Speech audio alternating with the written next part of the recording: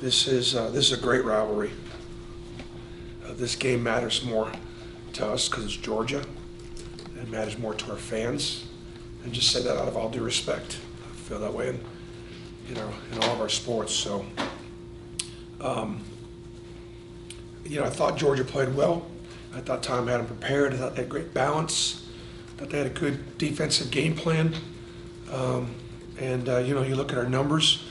They held us to 31% shooting, and did a good job of not fouling us. We shot 47 free throws at Missouri in a loss, and tonight we shot 13. So they did a good job of really trying to emphasize defending without fouling.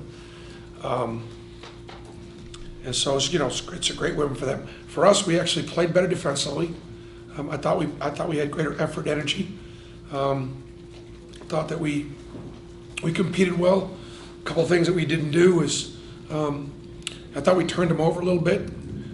We showed Edwards some help and tried to get him turned over a little bit and let him see some bodies. For us to hold them down to 65 points. Disappointed in the way the game ended, just because 10 points on the road makes a difference as far as the net rankings are concerned. So from that standpoint, that hurts us. That the last couple positions had a chance to have it at 5, and a 5-point loss on the road is different than a 10-point loss on the road. So disappointing ending. Obviously, J-Ball McCormick was terrific. He obviously played hard and played effectively offensively. Just did not give him enough help. I thought Jalen Williams coming in and playing the most he's played all season long.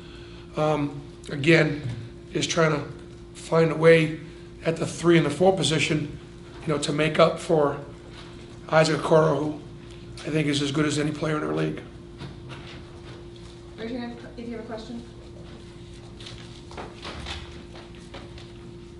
Coach, it looked like your team was just a step off.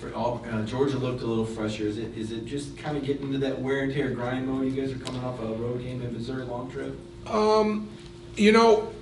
I thought we had more effort, energy tonight than we did against Missouri. I thought we were tired at Missouri. I didn't think we were tonight. But it may have very well may have looked that way to you. Look, I'd say we've had a lot of close games. We've had a lot of overtime wins. We've been grinding. There's no question. For this team to have started 15-0, tells you how hard they worked in the offseason. Tells you how we worked really hard to get good right away, and that's a grind. So we're not kind of playing our way into it. So I don't think we're tired. Bruce, can you talk about the 3-point shooting's been a problem lately, and also how close is Isaac being able to play tonight? Well, until Isaac is able to practice, he's not going to play. And obviously, I'm going to handle that with an abundance of caution. So, what was the other question? 3-point shooting. Yeah, we got open looks. We got open looks, and we got good shooters, shooting them. If you look at some of those numbers, the guys that were taken, with the exception of Javon, are guys that I want to take those shots. Probably took a couple bad ones, but other ones, they were open, and we didn't make them. Bruce, earlier in the week, you said that this was a must-win as far as keeping up with LSU Yep. and Kentucky. Just in your mind, what needs to happen now? I wanted to make that clear to our team, and I didn't mind stating that. Even with 7 games left, I wanted to have a chance to go to Rupp with a chance to win the league. And I don't think we're not in that position now. So now that means we would have to be in Georgia, Tennessee, Ole Miss to be in that position heading to Rupp. So what it means is we've got 7 games left, and we're 22-4, and we've got to find a way to win without Isaac, and win with him when he gets back, and see if we can't capitalize on all that we've done to put ourselves in in such a good position. Coach, it took you 2 years to kind of move your program in the right direction to where it is now. How do you evaluate Tom Crean's, what he's been able to do here in 2 years with like the recruitment of Edwards and Yeah. signing a top Just, recruiting class? just look at this building. You know, just look at the energy in the building and the student support and, you know, the energy that he brings. You know, it's, he's recruited really well, and he's got a lot of kids coming back. That's a really good young team. I think what you see in this league is it's very competitive. You know, it just is.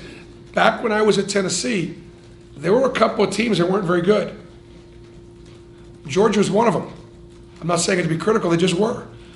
You know, and when I was at Tennessee, Auburn wasn't very good. Who's not very good now? I don't think anybody is, right?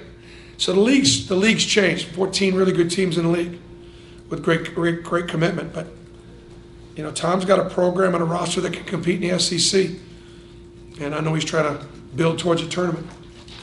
2 more questions? Yeah, Coach, to follow that up, I mean, a few minutes ago, you're talking about winning the league, winning the SEC, you're coming off Final Four.